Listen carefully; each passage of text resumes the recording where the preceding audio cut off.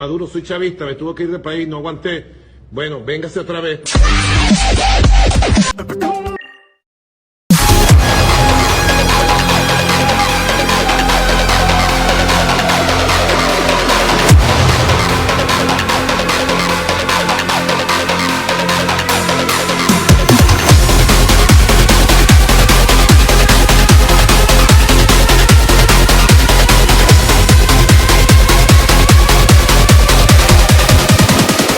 Ultimate sound.